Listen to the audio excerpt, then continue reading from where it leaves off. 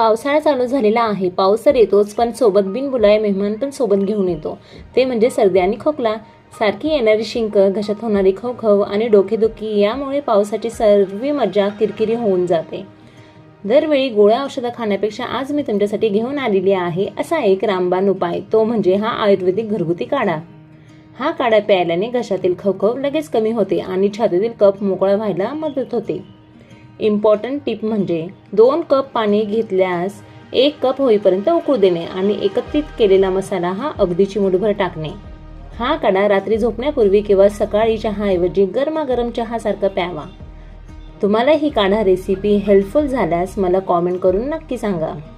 Vlog आवडल्यास like, share आणि चॅनलला सबस्क्राईब करायला विसरू नका.